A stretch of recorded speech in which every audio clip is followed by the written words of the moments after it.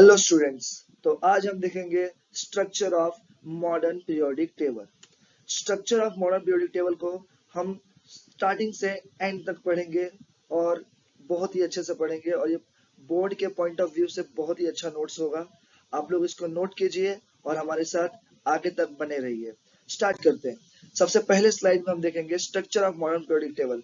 इसमें क्या होता है, इन the modern periodic table the elements are arranged in the order of their increasing atomic number। हम सब जानते हैं मॉडर्न पीरियोडिक टेबल को डिस्कवर किसने किया, हेनरी मोसले ने।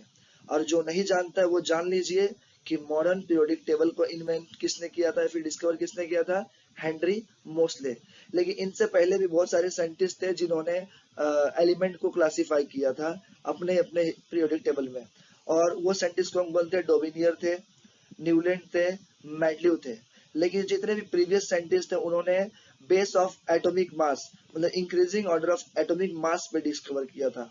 लेकिन जो सबसे पहले साइंटिस्ट जिसे हम बोलेंगे हेनरी मोसले, उन्होंने increasing order of atomic number में एलिमेंट को क्लासिफाई किया। ओके, अभी वो कैसे increasing order of atomic number हम देख रहे हैं।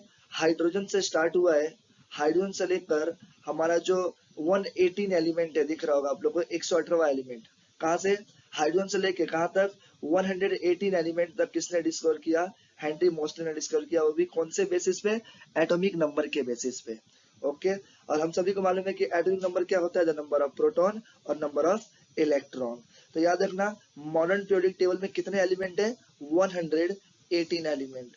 ओके, मूव करते हैं नेक्स्ट स्लाइड पे, जिसमें हम देखेंगे, हम सभी को मालूम है कि in the modern periodic table there are 7 horizontal row called period. वो भी कितने हॉरिजॉन्टल रो है, 7, 1 to 7 क्या है, हॉरिजॉन्टल रो है, जो आप लोग को दिख रहा होगा इधर। देखो ये पीरियड 1 है पूरा, हाइड्रोजन हीलियम पीरियड 1 में आते हैं। पीरियड 2 में कौन आएगा, lithium, beryllium, boron, carbon, nitrogen, oxygen, fluorine, neon. वैसे ये पीरियड 3 है, जिसमें sodium, magnesium, aluminium, silicon, phosphorus, sulphur, chlorine और आर्गन ये आते हैं। ऐसे कितने हैं ग्रुप, ऐसे कितने पीरियड है, 7 पीरियड है।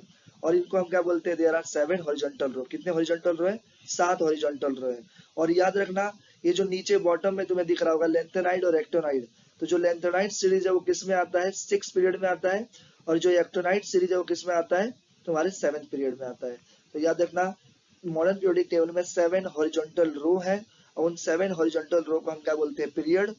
ओके, चलो मूव करते हैं आगे की तरफ। अब याद रखना कि इस मॉडर्न पीरियोडिक टेबल में 7 पीरियड्स है, 7 पीरियड्स है। वैसे ही यहाँ वर्टिकल कॉलम में है कितने, 18। कितने वर्टिकल कॉलम है, 18 वर्टिकल कॉलम है, जिसको हम क्या कहते हैं, जिसको हम कहते हैं group. Okay, there are 18 vertical column called group 1 to 18।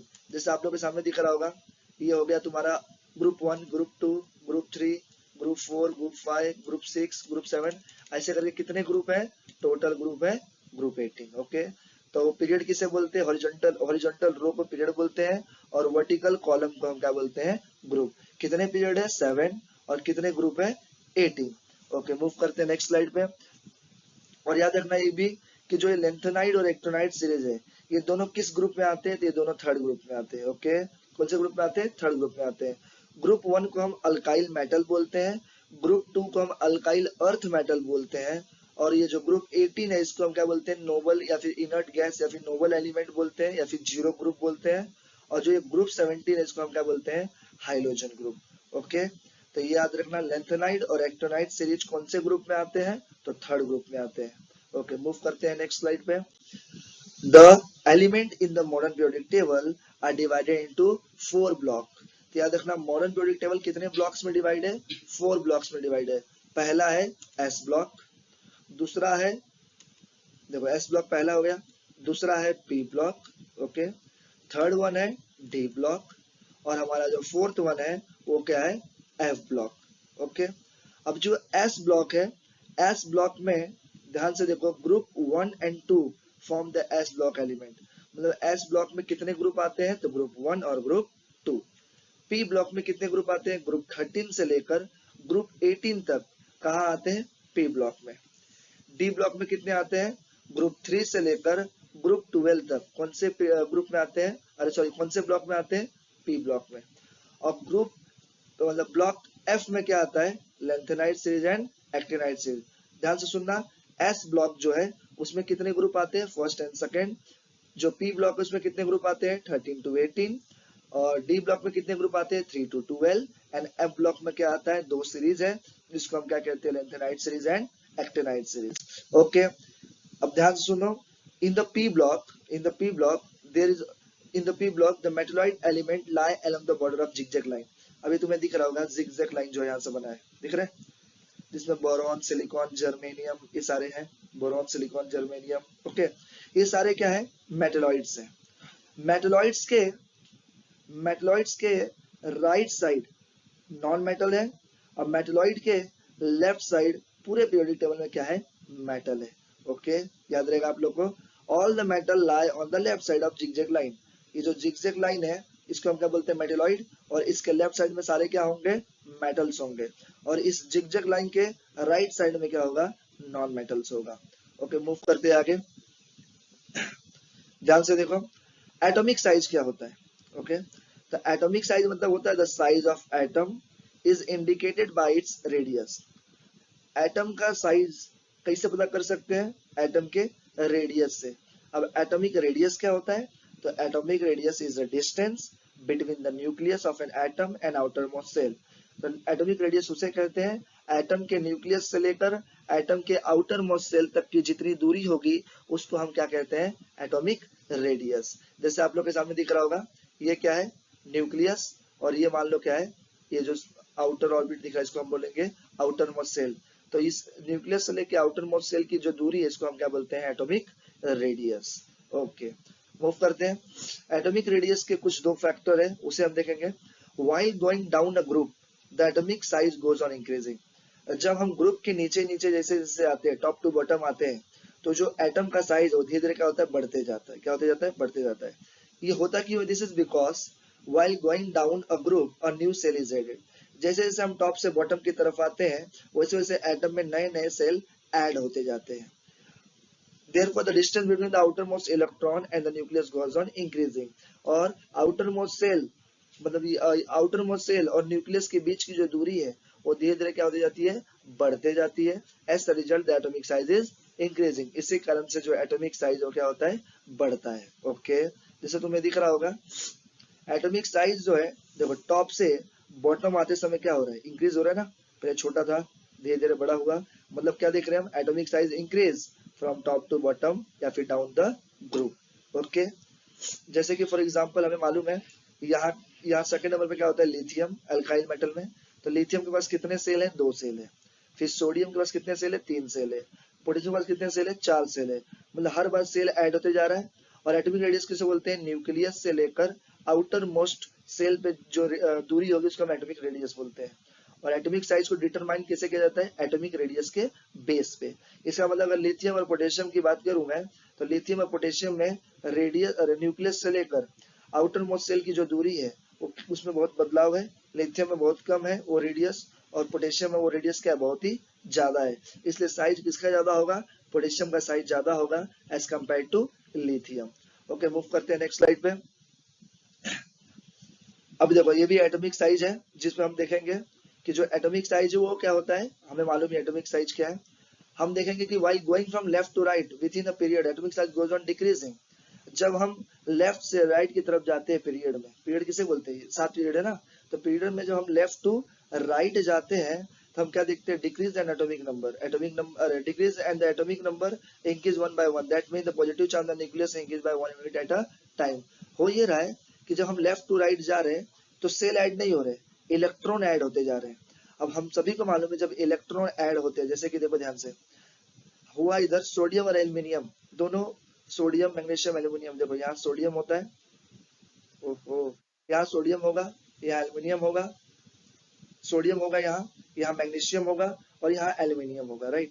तब सोडियम और ये सोडियम है और ये एल्यूमिनियम है, इसके साइज में इतना फर्क क्यों है, रीजन ये है कि दोनों के पास 3 सेल है, इसके पास भी 3 सेल है, लेकिन इसके आउटर मोस्ट सेल में सिर्फ एक इलेक्ट्रॉन है, जिसके कारण इस इलेक्ट्रॉन और इस न्यूक्लियस के बीच में जो इलेक्ट्रोस्टैटिक फोर्स है वो कैसा है, बहुत ही कम है। लेकिन अगर मैं यहाँ बात करूँ तो यहाँ कितने इलेक्ट्रॉन है बाहर, 3 इलेक्ट्रॉन है, और अंदर एक न्यूक्लियस, जिसके कारण इधर जो इलेक्ट्रोस्टैटिक फोर्स है वो क्या है, ज्यादा है। और इलेक्ट्रोस्टैटिक फोर्स होने के कारण क्या होता है, एटम धीरे धीरे छोटा होता जाता है। तो याद रखना, जब हम एटॉमिक साइज डिक्रीज कब होता है, from left to right across a period. जब हम पीरियड से लेफ्ट टू राइट जाते हैं तो एटॉमिक साइज क्या होता है, डिक्रीज होता है, घटता है। मूव करते हैं नेक्स्ट स्लाइड पे। इसमें हम पढ़ेंगे metallic and non metallic character. मतलब मेटेलिक कैरेक्टर कब बढ़ेगा, नॉन मेटेलिक कैरेक्टर कब बढ़ेगा। अब याद रखना, while going downward in a group, जैसे जैसे हम ग्रुप के नीचे जाते हैं, मतलब top to bottom, the electropositivity of element goes on increasing while the electronegative goes on decreasing. तो उस एलिमेंट की जो इलेक्ट्रोपॉजिटिविटी है वो बढ़ती है और जो इलेक्ट्रोनेगेटिविटी है वो घटती है। पहले इलेक्ट्रोपॉजिटिविटी क्या होता है, तो याद रखना, इलेक्ट्रोपॉजिटिविटी एक ऐसी टेंडेंसी होती है जिसमें कोई एलिमेंट या फिर कोई एटम अपने इलेक्ट्रॉन को डोनेट करता है। और इलेक्ट्रोनेगेटिविटी का मतलब क्या होता है, वही डोनेट किया हुआ इलेक्ट्रॉन अगर कोई और इलेक्ट्रॉन एक्सेप्ट कर रहा है तो उसको हम क्या कहेंगे, इलेक्ट्रोनेगेटिव एलिमेंट। तो हम क्या देख रहे हैं कि डाउन मतलब ऊपर से नीचे आते समय क्या होता है, मेटेलिक कैरेक्टर बढ़ता है। तो उसी को हम याद रखना, इलेक्ट्रो पॉजिटिविटी इंक्रीज होना और मेटेलिक कैरेक्टर इंक्रीज होना दोनों एक ही बात है। ओके, तो हमने क्या देखा, जब हम टॉप टू बॉटम आते हैं क्या होते हैं, जब हम टॉप टू बॉटम आते हैं तो हम क्या देखते हैं कि जो मेटेलिक कैरेक्टर है वो क्या हो रहा है, बढ़ रहा है। रीजन क्या है कि देखो, ये न्यूक्लियस है इधर बीच में और यहाँ क्या है, आउटर मोस्ट इलेक्ट्रॉन है। अब इन दोनों के बीच की जो दूरी है बहुत ही कम है, जिसके कारण न्यूक्लियस उस इलेक्ट्रॉन को बहुत तेजी से पकड़ के रखा होगा, मतलब उसका जो इलेक्ट्रोस्टैटिक फोर्स होगा बहुत ही ज्यादा होगा, इसलिए इलेक्ट्रॉन का यहाँ से निकलना मुश्किल है। लेकिन और दूसरी बात करूं मैं, सोडियम, तो सोडियम में यहाँ से निकलना आसान है as compare to lithium. Lithium के मुकाबले यहाँ से ये इलेक्ट्रॉन निकल सकता है, क्यों, क्योंकि न्यूक्लियस और इस इलेक्ट्रॉन के बीच की दूरी थोड़ी सी बढ़ गई है। और पोटेशियम में तो कुछ ज्यादा ही बढ़ जाती है, जिस कारण और आसानी से इसमें से निकल सकता है।